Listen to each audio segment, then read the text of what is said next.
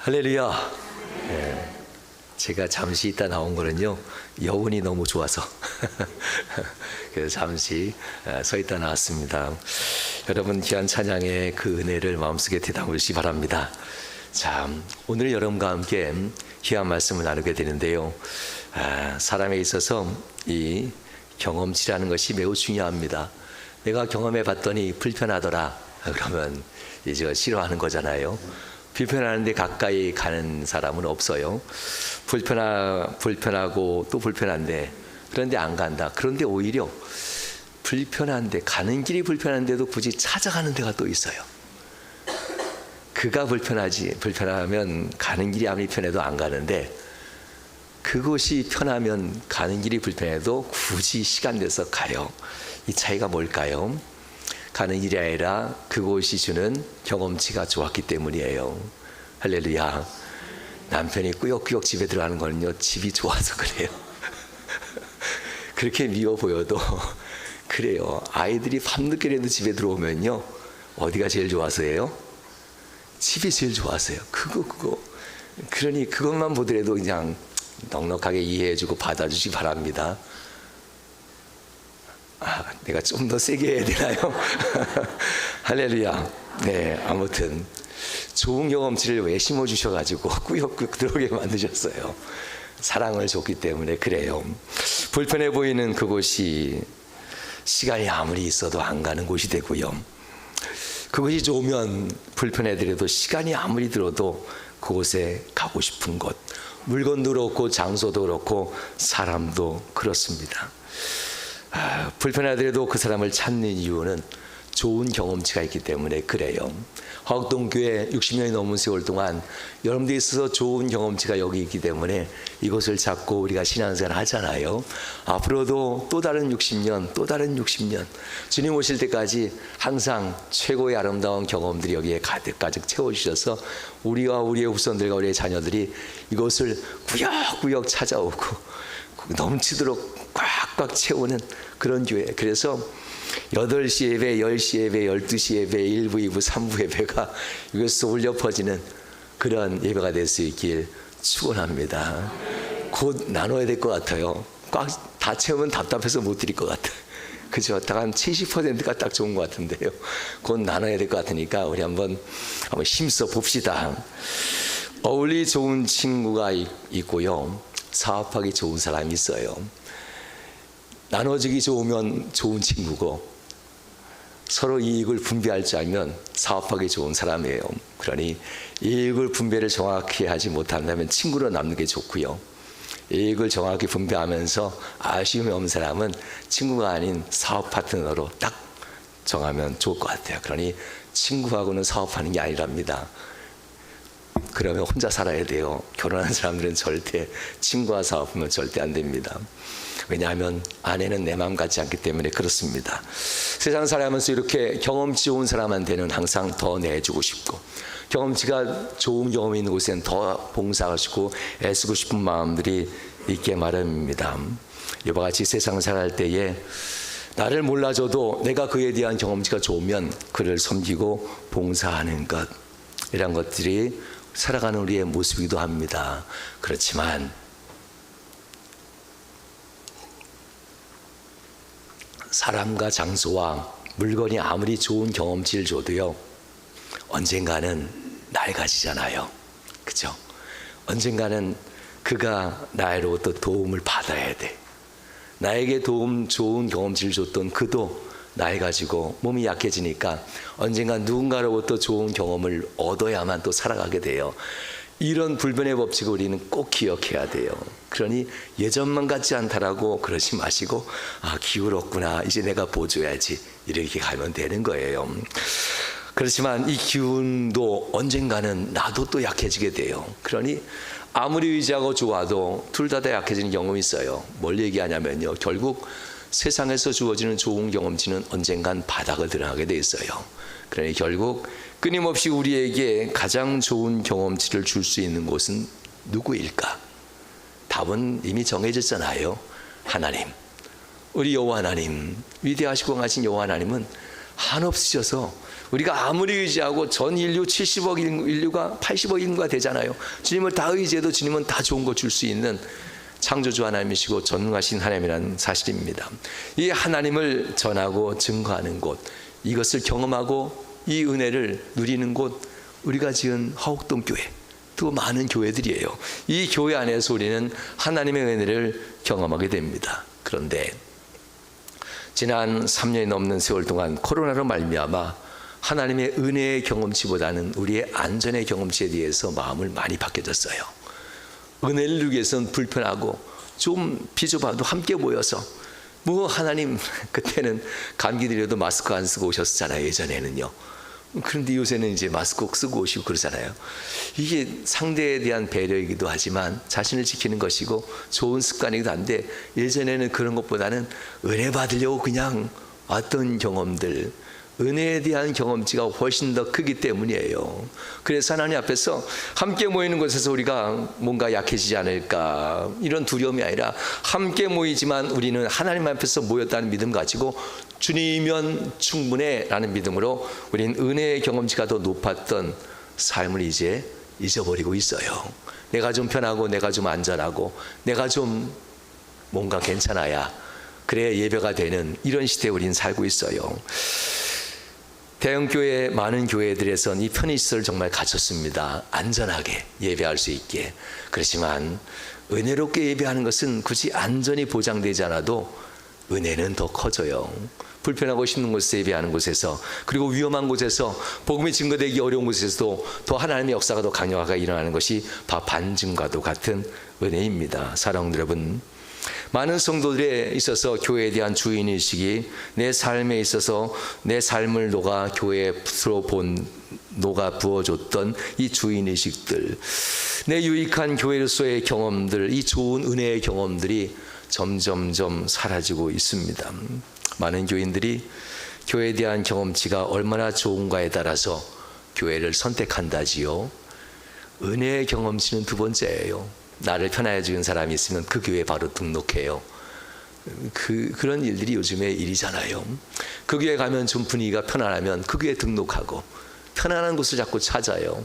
그렇지만 중요한 것은 말씀에 대한 은혜의 경험치가 훨씬 더 중요한데, 이것을 1순위 놓지 않고 내가 편안하게, 내 가족이 편안하게, 내 자녀들이 좋은 교육 받을 수 있는 곳, 구원받고 천국 가게 하는 곳을 가야지.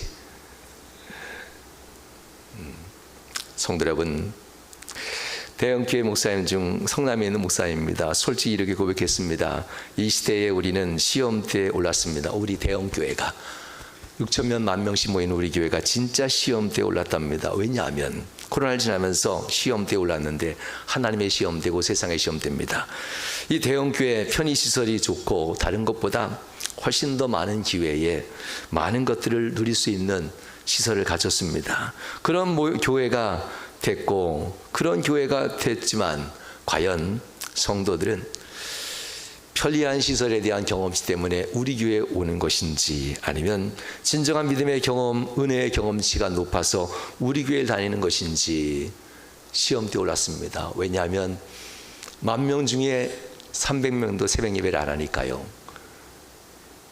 우리 교회가 훨씬 더 많이 하는 거죠. 그러면 그래서 어쩔 수 없이 봄, 가을로 특별 집회 21일씩 하던 거 14일로 줄이고 이젠 5일만 해서, 그때라도 나오라고 해도 2,000-3,000명 밖에 안 나오니까 10,000명씩 되는 교회들이. 그러니 시험대에 올랐다는 겁니다. 주일 안 예배는 10,000명씩 모이고 2,000명씩 모이지만 새벽에는 300명 모이지 않고 특별 집회 때도 3,000-4,000명이 넘지 않으니 나머지 교인들은 다 어디로 간 건가? 시험대에 올랐답니다. 차라리 쪼개져서 작은 교회들이 10,000개가 만들어지는 것이 오히려 그들의 신앙에 유익이 되지 않겠는가, 이런 고백입니다. 그래서 우리들이 시험대에 올랐다. 오히려 많은 편의시설들이, 많은 안전한 시설들이 오히려 성도들의 경험치를 믿음과 은혜가 아닌 안락함과 편안함으로 우리가 오히려 바꾸는 것은 아닌가 하면서 이것이 시험대가 됐다라고 얘기합니다. 성도 여러분, 교회와 성도들이 가진 외형적인 성공, 여러분들의 시험대는 뭡니까? 여러분들도 역시 편리함과 안전함을 추구하고 있다면 믿음과 말씀에 대한 은혜의 경험이 좋은 경험이 되고 교회를 다녀야 되는데, 그 외에 다른 것들이 여러분들의 경험치를 무너뜨리고 있다면 돌아봐야만 합니다. 사람들의 기분과 편의를 봐주던 교회, 이런 교회 찾아다니면 안 됩니다. 이런 믿음으로 신앙생활하면 우리들은 언제든지 떠날 수 있습니다. 그렇게 믿음하면 우리는 그저 나그네일 뿐 집을 못 찾아갑니다. 사랑하는 여러분, 이런 위기에 우리가 한번 돌아보면 어떨까요? 우리의 신앙의 경험치를 다시 한번 점검하면 어떨까요? 하나님 앞에 우리가 갖고 싶어하는 신앙의 경험치는 무엇일까? 한번 저울에 달아봅시다.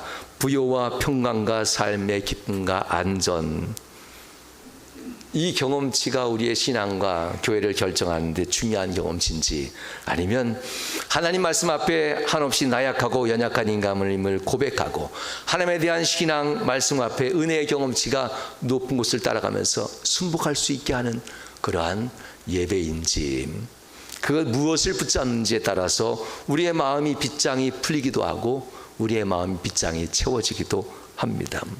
여러분들에게 오늘 제목은 말씀과 마음이 빗장 중에 여러분들은 무엇을 깨트리고 있습니까? 빗장 열은 거 가지고 안 돼요. 깨트려 버려야 다시는 안 다쳐요.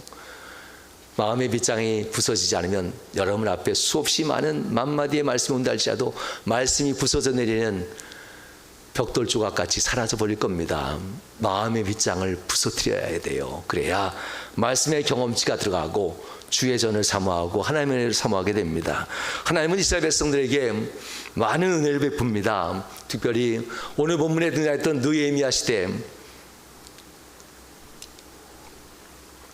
1차, 2차, 3차 포로기환이 있었던 시대 중에 느헤미야는 3차 때 옵니다. 그들이 포로가 되었던 이유는 하나님 앞에서 말씀의 은혜의 경험치가 아니라 세상 살만하니까 편리함과 넉넉함과 여유로움의 경험치를 쫓아다녀보니까 예배는 형식이 없고 하나님 앞에 나와서 예배하는 것은 하나님이 내가 토하해버리고 싶다, 너희가 드리는 기름 향내가 순종이 아니면서 자만과 교만이요 세상을 이자는 그 믿음으로 예배하니 내가 토해버려야 되겠다 하면서 정말 하나님께서는 예루살렘에서 그들을 토해버립니다. 그리고 예루살렘 성전을 완전히 무너뜨려 버리지요. 바벨론으로부터 완전히 무너진 이스라엘 백성들은 그렇게 70년 동안 바벨론의 노예 생활하다가 돌아오기 시작합니다. 깨달았지요. 우리의 경험치를 따라가면 안 되겠구나. 말씀의 은혜가 있는 것을 사모하고 주의 성전을 사모하는 그때가 살아있을 때 가장 행복한 시간이었는데 하면서 그들이 1차 포로 귀환 70년 뒤에 포로 귀환하면서 돌아와 스룹바벨과 함께 무너진 성전 자리에 성전을 짓습니다. 뭐가 있겠어요? 노예가 돼서 돌아왔던 이들인데요. 나름 성공했어도 뭐가 있겠어요? 돌아오느냐고 2달, 3달간 돌아오면서 다 잃어버렸을 텐데요. 그래도 이들은 정신 차리고 하나님의 성전을 먼저 짓고 우리는 초막에서 살다가 성전이 완공되면 그때 우리 집을 짓자 하면서 그들은 자그마한 스룹바벨 성전을 짓게 됩니다. 그렇게 성전을 완공하고 자신의 집을, 마을을 건축하면서 살기 시작합니다. 그런데 성전을 건축했던 그들에게 있어서 한 가지가 더 숙제가 남았어요. 성전을 보호하는 울타리, 성벽을 만들어야 돼요.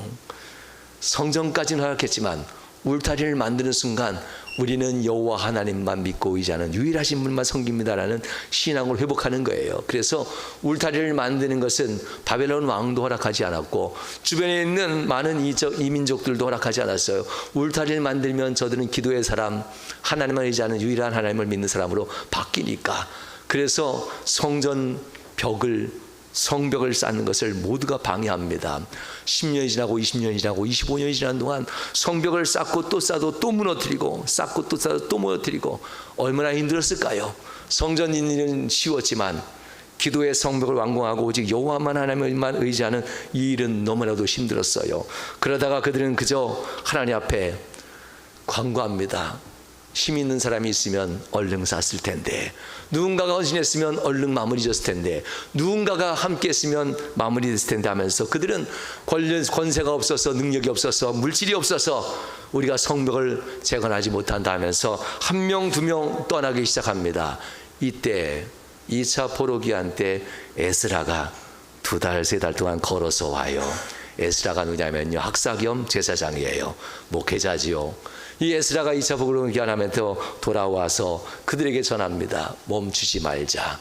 그런데 저처럼 평범한 사람이에요. 권력도 없어요. 재물도 없어요. 그저 그냥 말씀만 알고 말씀만 연구했고 말씀만 읽었고 은혜만 알아서 그 은혜의 말씀만 전하는 에스라예요. 에스라가 말씀 전하는데 사람들은 10년 동안 기다렸던 내가 자는 능력 있는 사람, 권세 있는 사람이 좀 와서 우리에게 이걸 도와주면 좋은데, 말씀만 전하는 목사님이 좀 능력 좀 보이고 뭐 권세 좀 행하면 좋겠는데, 저도 똑같죠. 정치력도 없고 세상 권세도 없고 물질도 없는 사람이에요. 그저 말씀만 전합니다. 그러니 14년이란 세월 동안 이 이스라엘 백성들이 에스라의 말을 들을 때는 아멘하지만 집에 돌아가서는 노멘해요. 왜냐하면 현실을 모르는 목사님 하면서 우리가 뭐 힘이 없어서 능력이 없어서지 마음이 없어서 성벽을 못 재건하나요 하면서 그들이 성벽을 재건 못하는 일들을 힘이 없고 능력이 없고 세상 나를 도와주는 권세가 없다라는 것으로 돌이켜 세상만 보릅니다. 하나님 말씀을 들으면서도 하나님 말씀 앞에 항상 조건을 답니다. 허락되어지면 하나님 말씀을 들으면서도 항상 조건을 답니다. 형편이 나아지면 주의 말씀을 들으면서도 항상 조건을 답니다. 에스라 앞에서 그들이 항상 무너진 것 아는데 형편이 안 되니까 못하는 것을, 무너진 것 회복해야 되지요. 그렇지만 시간이 없어서 안 되는 것을 기도의 장벽, 기도의 성벽을 완공해야 되는데, 그래야 믿음이 지켜지는데 기도의 시간을 내지 않습니다. 기도를 위해서 우리가 마음을 드리는 데 있어서 힘들다, 어렵다, 시간 없다 하면서 기도의 시간을 쓰지 못합니다. 정치력이 없고 사회적 능력과 재력이 없었던 이 에스라의 설교, 마음의 빗장이 닫히면 말씀이 들리지 않고 무능력한 목회자를 보게 돼요. 재물도 없고 능력도 없고 정치력도 없는 목사님 하면서 보게 돼요. 빗장이 닫혀버리면. 14년 동안 이스라엘 사람들은 우린 그래도 성전을 줬는데 목사님 오셔서 이 성벽 하나 제거 못합니까 하면서 목사님께 다 원망과 핑계를 돌려버려요. 그러면서 14년의 세월이 지나갑니다. 14년 전 남남모습으로 돌아온 에스라에 비하여 14년 후에 그래 권세자를 보내지 마 합니다. 그러면서 14년 뒤에 온 자가 느헤미야, 오늘 말씀의 시작입니다. 느헤미야 1장 그렇게 시작됩니다. 느헤미야는 얼마나 권세자인가요? 남난 옷을 입고 그저 평범한 목사님이 우리와 함께 똑같이 살아가는 에스라가 아니라 군대가 동원돼서 와요. 느헤미야가 올 땐 군대가 오고 군대가 호위하는 거대한 마차 위에 가장 높은 자리에 느헤미야가 앉아서 와요. 권세 좋아하는 사람들은 누가 앞에 제일 먼저 달려가 엎드릴까요? 당연히 느헤미야 군대 마차 앞에 달려가 권세 좋아하는 사람이 엎드려요. 모든 백성들이 에스라가 아닌, 말씀이 아닌 권세 앞에 엎드리고 말씀이 아닌 재력과 능력자 앞에 무릎 꿇는 장면이 이 14년 뒤에 느헤미야가 올 때 일어나는 장면입니다. 3차 포로기한 때 일어난 일이지요. 하나님께서 원하는 것이 있어요. 14년 동안 진짜 하나님 바라는 것은 남난 옷차림의 에스라 할지라도, 정치력이 아니라 권세가 아니라 남난 옷차림의 에스라 할지라도 그 입술에 담겨진 말씀 앞에 무릎만 꿇었더라면 이미 성벽은 완공됐을 거예요. 나를 도와줄 사람, 나와 함께 할 사람, 내게 능력 주는 사람, 이런 사람만 찾았지, 내가 하나님 앞에 엎드리고 말씀 앞에 엎드리면 능력 주어진다는 것을 이들은 받아들이지 않았어요. 무엇이 항상 채워지니까요? 마음의 빗장이 채워져서. 이 마음의 빗장 부서뜨려야 돼요. 그래야 다시는 안 채워지죠. 성도 여러분, 느헤미야는 이들 앞에 와서 얘기합니다. 너희들이 뭔데 권력을 요구하고 힘을 요구하고 재력을 요구하냐? 난 너희들에게 줄 게 없다. 너희들이 만약 오른손에 창을 들고 왼손에 도구를 들고 성벽을 짓지 않으면 내가 너희들을 죽이리라. 누가 한 말이에요? 에스라가, 권력자가 도와줄 줄 알았는데, 그 많은 군대가 성벽을 재건해 줄 줄 알았는데 에스라는 군대를 통해서 성벽을 재건하진 않아요. 너희들이 성벽을 재건할 것이다. 오늘부터 1일 14일 넘은 동안 둘러보고 또 둘러본 후에 오늘부터 1일 하면서 시작합니다. 나오지 않는 자들은 지켜주지도 않을 것이고, 나오지 않는 자들은, 너의 가정들은 내가 다 쫓아내버릴 것이고, 이 군대가 너희를 돌봐주지 않을 거야. 죽도록 놔버린다는 뜻입니다. 그러니 어느 누가 너희의 말에 불순종하겠어요? 심판 재판한다는데. 그래서 모든 백성들이, 장정들이 오른손엔 왼손에는 칼과 도구들을 들고 벽돌을 나르고, 또한 스스로 그 성벽에 맡은 분들 공격되면 너희가 지켜야 된다 하면서 지키는 것과 쌓는 것, 성벽의 360도를 동시에 쌓기 시작합니다. 시간이 있을 때 왔던 곳은 쌓아지지만 시간 없어서 모든 곳은 항상 무너지잖아요. 그렇지만 모두가 함께 동시에 기도의 장벽을 쌓기 시작하니까 성벽이 완성되어져요. 며칠 만에? 52일 만에. 중요해요. 시간 없어서가 아니라 시간 없어도 와야 돼. 한 번에 동시에 시작해야 성벽이 완성돼요. 에스라가 14년 동안 그토록 외쳤던 말씀 앞에 순종합시다.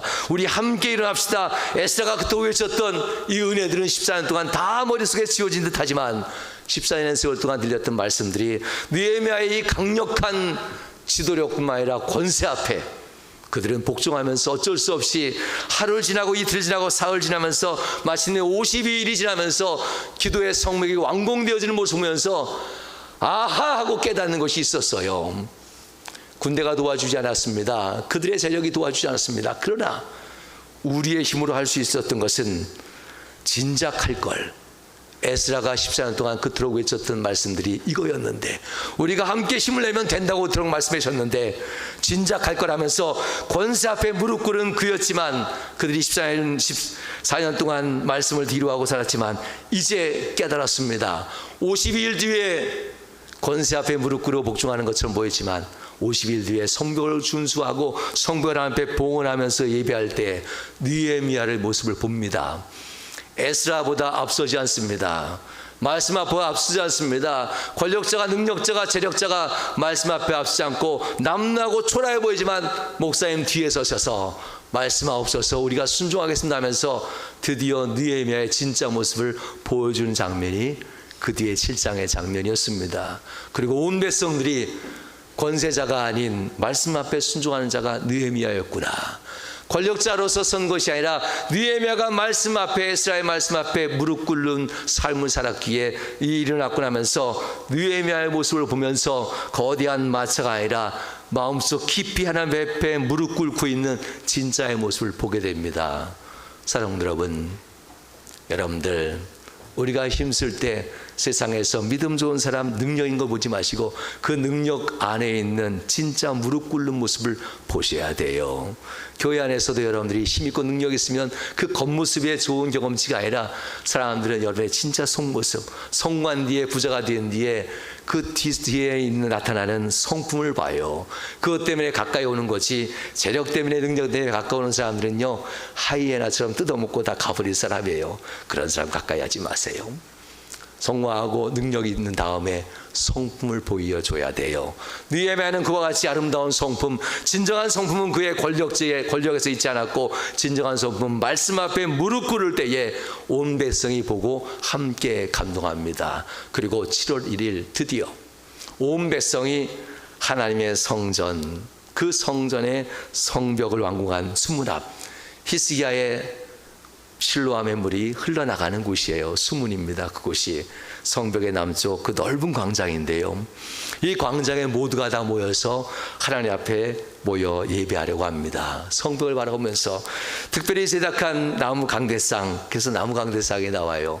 나무 강대상을 만들고 그 위에 에스라가 서서 그들에게 말씀 좀 전해달라고, 당신이 전했던 말씀, 14년 동안 전했던 그 말씀에 율법의 모든 말씀, 모세가 우리에게 줬던 레위기의 하나님의 율법의 말씀을 우리에게 읽어달라고 요구합니다. 에스라가 7월 1일 그날 율법의 말씀을 다 가져오라면서 하나하나 읽어주기 시작합니다. 사랑하는 성도 여러분, 오늘 본문 1절 말씀 이렇게 얘기합니다. 이스라엘 자손이 자기들의 성읍에 거주하였더니 7째 달에 이르러 모든 백성이 일제히 수문앞 광장에 모여 학사 에스라에게 여호와께서 이스라엘에게 명령하신 모든 율법책을 가져오기를 청한다. 그리고 수문앞 광장에 모여서 듣습니다. 3절 말씀, 수문앞 광장에서 새벽부터 정오까지, 7월 1일입니다. 새벽부터 정오까지 남자나 여자나 알아들을 만한 모든 사람들 앞에서 읽음에 뭇 백성이 그 율법책을 귀에 기울였다. 앞으로 2주간 맨날 이렇게 새벽에 모여서 밤까지 들어요. 안 움직여요. 아멘 아멘 하면서 14일 동안 기도회를 열었네요. 맨날 아멘 하면서 무릎 꿇고 기도해요. 그들이 그토록 무시하고 외면했던 에스라를 모시고 그들 앞에 무릎을 꿇고 말씀 앞에 무릎을 꿇고 은혜를 받으며 에스라의 강론 앞에 그들은 아멘 아멘 하면서 엎드리고 또 엎드립니다. 우리의 삶이 살기 위해서 결국 권력자가 필요한 것이 아니라 말씀이 필요했다는 겁니다. 진짜 살기 위해서 권력자의 힘 있는 자의 중심이 아니라 말씀의 중심 앞에 우리가 설 때에 우리의 기도의 장벽은 완성된다고 하는 것, 기도의 성벽이 완성된다는 것을 그들은 깨달았습니다. 성도 여러분, 그러므로 여러분들도 항상 기억하십시오. 우리 남편이, 우리 아내가, 우리 아들과 딸들이 벗어나십시오. 이 빗장 다 푸십시오. 그들은 끝까지 못 도와줘요. 하나님의 말씀이 우리 집에, 하나님의 말씀이 우리의 가정에, 하나님의 말씀이 우리의 남편에, 하나님의 말씀이 우리 아내에게, 아내와 남편들이 항상 고백할 때마다 하나님이 하셨어, 이런 말들, 아유 아버지 맨날 헛소리만 하셔, 우리가 했는데 이해 못 해줘도 엄마 맨날 하나님만 찾아, 하나님이 하셨어, 맨날 그렇게 얘기해도, 우리 부모님들은 맨날 그렇게 얘기해도 아버지 하나님이 하셨어요 하면서 얘가 정신이 나갔나 교회 다니더니만 맨날 예수님만 찾아 얘기해도 고백하세요. 가족들이 세상 능력, 세상 권력이 있어야 내가 행복하다고 생각하는 가족이 엄마 있다 할지라도 그 중에 한 사람만이라도 하나님이 하셨어, 하나님의 은혜에 하면서 끝까지 포기하지 않고 가정의 기도의 성벽을 완성하셔야 돼요. 그러면 기도의 성벽이 완성되는 순간 남편이 변하고 아내가 변하고 자녀들이 변하고 부모들이 변해요. 똑같이 하나님이 하셨지 이 말에 동일하기 시작해요. 기도의 성벽이 완성되지 않으면요 늘 고생스러워요. 포기하지 마십시오. 주님이 이 은혜로운 말씀, 마태복음 8장 8절에서 주님은 백부장에게, 한 백부장을 만나요. 황제를 섬기는 백부장이잖아요. 로마의 황제를 섬기는 백부장. 이 백부장이 하인으로 표현했지만 실제로는 아들입니다. 자기 아들이 죽어가고 있었습니다. 예수님이 가버나움에 온 걸 보고 백부장이 예수님에게 요구합니다. 내 집에 내 아들이 있는데 살려달라고. 그러자 주님께서 내가 내 집에 가서 내 아들을 살려주리라 라고 합니다. 할렐루야, 어서 오시옵소서 하겠지요. 그렇지만 백부장은 이렇게 얘기합니다. 주여, 내 집에 들어오심을 나는 감당하지 못하겠사오니, 이 부분입니다. 다만은 오직으로도 표현하면 될 것 같아요. 말씀으로만 하옵소서. 무슨 뜻일까요? 내게 손을 얹기도 않으셔도 되고 내게 오시지 않아도 되지만 내가 그거 증거 때문에 주님 믿는 것이 아니라, 내가 뭔가 행위를 봐야만 믿는 것이 아니라 그저 이 주어진 말씀만 있으면 난 믿겠나이다. 이 말씀은 주님의 언약인데 뭘 더 내가 바라고 또 바라겠나이까. 오지 않으셔도, 보이지 않으셔도, 내가 뭔가 뜨거운 마음 주지 않으셔도 말씀이니까 내가 믿겠나이다 하면서 말씀으로만 하옵소서, 내 아들이 낫겠나이다. 이 믿음이 백부장에게 있었어요. 얼마나 놀랐는지. 이스라엘에 이만한 믿음을 내가 본 적이 없도다 하면서 백부장에게 이렇게 얘기하죠. 그 다음 13절 말씀, 백부장에게 얘기해요. 가라, 나 너와 육체로 함께 하지 않아도 너는 이미 내 마음으로 나와 함께 하는구나. 그걸 원하셨어요. 믿음으로 함께하면 어디에 오는 곳이든 주님이 함께하니까 가라. 그리고 이렇게 얘기해요. 믿은 대로, 말씀으로만 믿은 대로, 똑같이 이름이 얘기해줘요. 말씀으로 하옵소서 하니까 너는 그 믿은 대로 될지어다. 믿음대로. 성도 여러분, 여러분들이 하나님 앞에 어떻게 믿느냐에 따라서 믿음의 태도가 바뀌어요. 개역 성경에는 믿음이 아니라 믿은 이렇게 표현해요. 믿은 대로. 성도 여러분, 여러분들은 주님을 어떻게 믿습니까? 증거가 있어야, 뜨거워져야, 뭔가 삶이 바뀌어야 주님이 하셨습니다라고 이렇게 믿는 것, 기도의 장벽이 완성되어지기 시작하면, 완성되면요 바뀌어요. 그거 아니어도 약속인데, 그거 아니어도 말씀은 이미 이루어진 은혜의 응답인데 하면서 이미 믿음이 작동되기 시작해요. 뭐가 완성되면? 기도의 성벽이 완성되면. 이스라엘 백성들이 이제 깨달았습니다. 자신이 무릎을 꿇고 허리를 굽혀야 될 대상은 권세나 능력이나 재물이 아니라 여호와 하나님의 말씀인 것을 깨닫고 권세 앞에 무릎 꿇던 그들이 말씀 앞에 무릎을 꿇고 14일 동안 펴지 않습니다. 뭐가 들려질 때까지, 말씀이 내 마음속 깊이 들릴 때까지 일어나지 않습니다. 뭐가 올 때까지, 은혜가 올 때까지 아멘 아멘 하면서 멈추지 않습니다. 뭐가 시작될 때까지, 하나님의 역사가 시작될 때까지 그들은 말씀 앞에 무릎 꿇고 일어나지 않으며 기도하며 기도의 장벽을 치기 시작합니다. 여러분들 혹시 지금 무엇 때문에 두려워하고 있습니까? 기도의 성벽을 꼭 완성하시길 주님으로 축원합니다. 일어나지 마십시오. 77일 동안 기도의 장벽을 쌓아가십시오. 기도의 장벽을 쌓아가시고 마음의 밑장을 아예 부서뜨리십시오. 말씀 앞에 설 때마다 쑥쑥 그냥 들어가게, 하나님 말씀을 향해서 무릎을 꿇고 하나님 말씀 앞에 말씀을 향해 허리를 굽히며 반드시 그러면 하나님은 일하기 시작합니다. 할렐루야. 5절 말씀, 에스라가 모든 백성 위에 서서 그들 목전에 책을 펴니 책을 펼 때에 모든 백성이 일어서니라. 일어서서 성경 봉독하는 교회들도 종종 있어요. 시대가 달라졌으니까요. 그렇지만 일어서지 않지만 성경 봉독할 때는요, 때로는 편한 자세 다 풀고요, 이렇게 좀 기마 자세로 이렇게 딱 편하게 앉기보다는 성경 말씀 앞에 내가 바른 자세 해야 되겠다, 이런 자세로 성경 봉독할 땐 꼭 앉으셔야 돼요. 왜냐하면 말씀이 내게 들려지는 시간이기 때문에. 말씀은 보이지 않는 하나님이 내게 지금 말씀한다는 믿음으로 성경 봉독하는 거예요. 누가 봉독하든 함께 있든 따로 있든 말씀을 듣는 것 하나님이 내게 하십니다 하면서 듣는 자세. 그래서 모든 백성이 일어서서 말씀을 듣게 돼요. 여호와가 위대하신 하나님 여호와 위대하신 하나님 여호와를 송축하며 모든 백성이 손을 들어 아멘 아멘 하고 응답하니라. 몸을 굽혀 얼굴을 땅에 대고 여호와를 경배하니라. 이것이 바로 예배의 진짜 모습입니다. 권세자 앞에 허리를 굽혔고 그들을 환호했던 그의 입술이 이제는 80년이 지난 동안 그들은 진리를 앞에 서지 못했던 그들이 이제 말씀이 희미해지고 거룩한 아멘의 소리가 사라졌던 그들이 드디어 마음의 빗장이 풀리고 나서 보니 권세가 아니었구나, 물질이 아니었구나, 세상의 평안이나 강건함이 아니었구나, 주의 말씀만 있으면, 주님만 있으면 충분하구나라는 것을 깨닫고 주님 앞에 엎드려 그들이 아멘하며 경배하며 주님을 붙잡습니다. 사랑하는 여러분, 마가복음 9장 23절과 24절에서 주님은 이렇게 얘기합니다. 예수님께서 이르시되 할 수 있거든이 무슨 말이냐, 할 수 있거든이 무슨 말이냐, 믿는 자에게는 능히 하지 못할 일이 없느니라. 오지 마옵소서, 내가 믿고 있습니다. 오지 마옵소서, 내가 믿고 있습니다. 믿은 대로 시행하리라. 그의 아버지, 아이의 아버지가 소리질러 이르되 24절, 내가 믿나이다, 내가 믿나이다, 나의 믿음 없는 것을 도와주소서, 이렇게 외칩니다. 성도 여러분, 우리에겐 이 살아있는 말씀이 있지 않습니까? 그래서 이스라엘 백성들이 살아있는 말씀이 열려지는 순간 어디 감히 앉아있을 수 있을까? 하나님이 내게 지금 말씀하는데 이 말씀은 나를 살리고 내 아들을 살리고 내 딸을 살리고 내 인생을 피어나게 하고 내 인생을 바꿔주는 말씀이 지금 선포되는데 오지 내가 황송해서 앉아봤습니까? 하면서 그들은 일어나는 겁니다. 사랑하는 여러분, 하나님은 할 수 있는 분이 아니라 명심하십시오.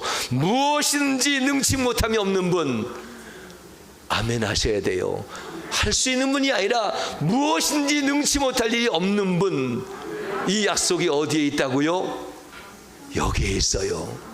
굳이 낯을 보이지 않아도 이 말씀 가운데 있다고 하는 것, 어느 말씀인지 살아있고 능력 있는 하나님의 말씀이라는 것을 붙들면은 어느 말씀이든지 나를 회복시키겠다는 것을 기억하십시오. 은혜 있는 말씀 찾아서 복기처럼 읽지 마시고요, 그냥 읽어가 보세요. 다 살아나고 역사가 일어나기 시작합니다. 말씀이 열려지기 시작합니다. 그렇게 세상에서 다시는 실패하고 살고 싶지 않고, 이들은 다시는 수문 앞에 모인 그들은 실패하지 않고 일어서기 위해서 믿습니다.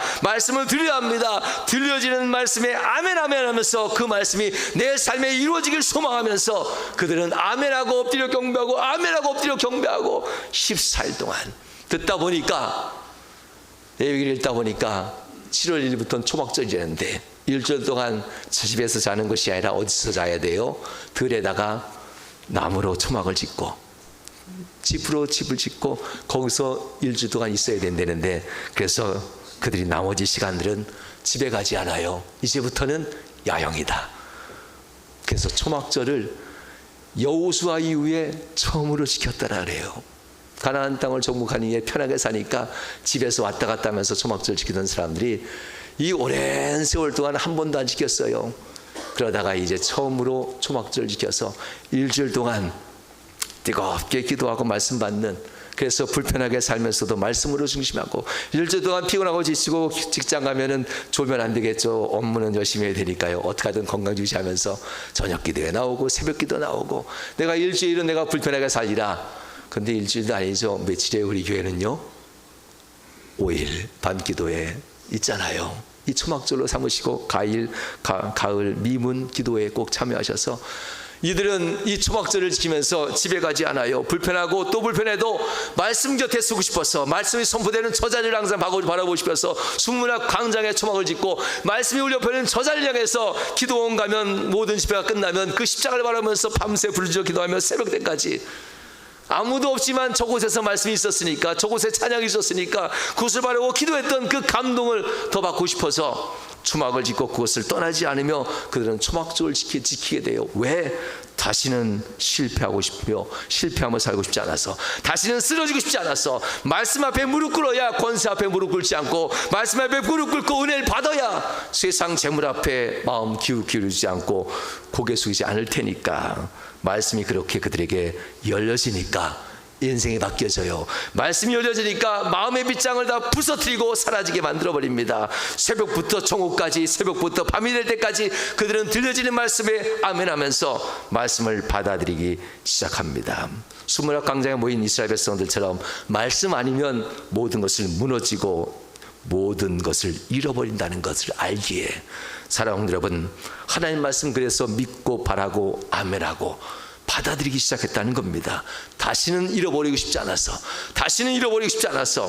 말씀 앞에서 은혜가 보이면 마지막 순종이 시작됩니다. 여러분, 기도의 성벽은 얼마나 중요하냐면요, 공격하라. 전에는 내가 바빠서 힘들어서 기도가 안 돼요, 이런 말 들을 때마다 가슴 아파요. 왜냐하면 그의 삶 가운데 기도의 성벽이 완성되지 않은 거기 때문에, 뚫려 있으니까 언제든지 공격받으니까 기도가 안 돼요. 기도의 성벽이 양복되면요, 그래도 주님 기도합니다, 이게 돼요. 힘들어도 우울해도 괴로워도 그래도 기도를 찾아오고 예배를 찾아와요. 기도의 성벽이 완성되면 그렇습니다. 여러분 인생에 있어서 하나님께서 복을 주시길 정말 축원합니다. 기도의 성벽 꼭 완성시키십시오. 그래서 여러분들이 그토록 아끼고 귀하게 생각하는 믿음 잃어버리지 마십시오. 믿음은 쌓아놓은 것 단 하나라도 뺏기면 안 돼. 쌓아놓은 것 내려가는 순간 퇴보하는 거예요. 단 하나라도 뺏기면 안 돼. 전진하고 전진해서 믿음의 벽돌은 계속 쌓아 올라가야지. 기도의 성벽을 완성시키셔서 그 어떤 것 하나라도 뺏기지 않으시길 주님으로 축원합니다. 다윗의 마지막 고백을 한번 얘기해드리고 마치려고 해요. 사무엘상 17장 45절 말씀. 다윗이 하나님과 골리앗 앞에 섰을 때 다윗은 골리앗이 보이지 않아요. 하나님을 바라보면서 이렇게 외쳐요. 다윗이 블레셋 사람에게 이르되 너는 칼과 창과 단창으로 내게 나오거니와 나는 만군의 여호와의 이름 곧 내가 모욕하는 이스라엘 군대의 하나님의 이름으로 내게 나아가노라. 말씀이 열려지면 세상 거인 골리앗도 안 두려워. 말씀이 열려지면 세상 그 어떤 건 무섭지 않아. 말씀이 열려지면 이와 같이 담대하게 나아가 승리의 자세로 가게 된다는 겁니다. 여러분의 시선이 오직 말씀에만 있고 기도에 있고 은혜에 있길 주님으로 축원합니다. 함께 이 시간